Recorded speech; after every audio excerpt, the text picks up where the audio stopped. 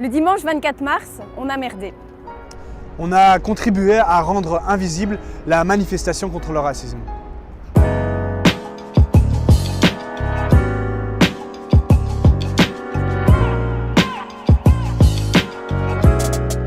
Le 24 mars, des activistes et des acteurs connus de la société civile ont occupé la zone neutre devant le Parlement pour faire pression sur les politiques afin qu'ils acceptent la loi climat qui devait être votée quelques jours plus tard.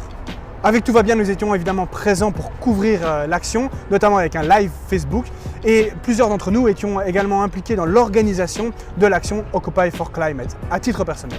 Le même jour, il y avait également une manifestation contre le racisme, organisée par des associations de lutte contre le racisme, et principalement des associations de personnes racisées directement concernées par la thématique. Cette manifestation n'a pas été couverte par Tout va bien. Pourtant, la lutte contre le racisme nous semble tout aussi importante que celle contre le réchauffement climatique, et des membres du collectif étaient également présents et présentes lors de la manifestation.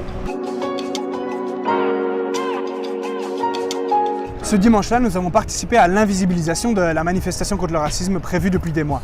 Et il nous semblait important de le dire et de faire notre autocritique pour être cohérent avec notre ligne éditoriale.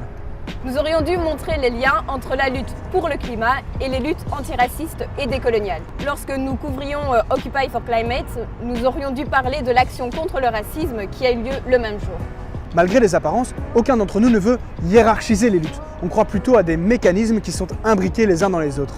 Du coup, si on fait cette vidéo aujourd'hui, c'est pour vous parler de nos questionnements, de ce qu'on a réfléchi, ce qu'on a remis en question lors d'échanges en interne. Alors il ne s'agit pas ici de remettre en cause la pertinence de l'action en tant que telle, mais plutôt de mettre en exergue que, encore une fois, la lutte contre le racisme est passée au second plan. Mais le problème, en fait, il est bien plus large.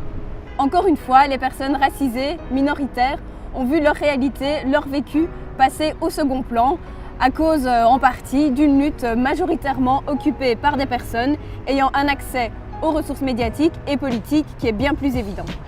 Bon, force est de constater que le mouvement climatique il est aujourd'hui tiré essentiellement par des personnes blanches, de classe moyenne ou classe moyenne aisée, et aussi valides. Alors que de l'autre côté, la lutte contre le racisme, elle est portée par des personnes racisées qui ont justement une difficulté d'accès aux médias et aux politiques. Faire l'action Occupy for Climate le même jour que la manifestation contre le racisme, ne couvrir qu'une seule des deux actions ou encore ne faire aucun lien entre les deux, c'est l'illustration d'une reproduction d'un rapport de domination.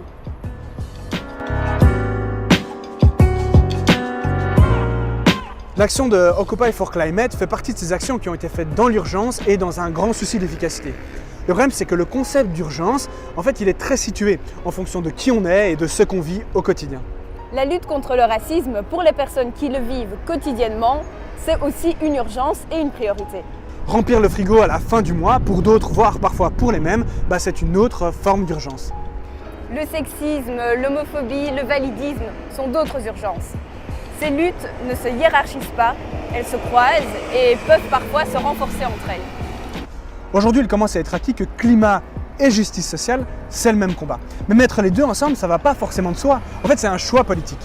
On pourrait très bien avoir un État qui s'occupe du climat et pas du tout du social, et inversement. Ça doit donc être un choix politique que d'intégrer les autres champs de lutte dans nos combats et en même temps. Pourquoi ? Prenons le capitalisme par exemple. Rien ne dit que si on sort du capitalisme demain, on ne reproduira pas des rapports de domination qui existent aujourd'hui et contre lesquels on se bat déjà. Le patriarcat ou le racisme par exemple. Or, ce vers quoi on veut tendre, c'est la fin de toutes les dominations. C'est d'autant plus important pour la question climatique parce que les premières victimes du réchauffement climatique, ce sont les personnes qui sont les moins privilégiées de notre société. C'est-à-dire les personnes les plus précarisées, les personnes en situation de handicap, les femmes, les personnes racisées, etc. Ces mécanismes-là, ils se manifestent déjà dans les pays du Sud, qui sont les premiers à subir aujourd'hui les conséquences du réchauffement climatique. Alors d'accord, dans la pratique, c'est pas évident. Et on le dit d'autant plus facilement que nous, on est loin d'être parfaits à ce niveau-là. Tout d'abord, c'est difficile de parler de réelle convergence des luttes si les personnes qui ont une position de pouvoir n'ont pas conscience de leurs privilèges. Et les privilèges, on en a tous et toutes. Quand on en a pris conscience, il y a de la place à laisser à d'autres personnes. Ensuite, certes, on ne peut pas être toutes et tous sur tous les champs de lutte, mais on peut prendre le temps. On peut être alliés, solidaires, se rencontrer autour de nos agendas respectifs, se renforcer mutuellement et tout ça au-delà des urgences.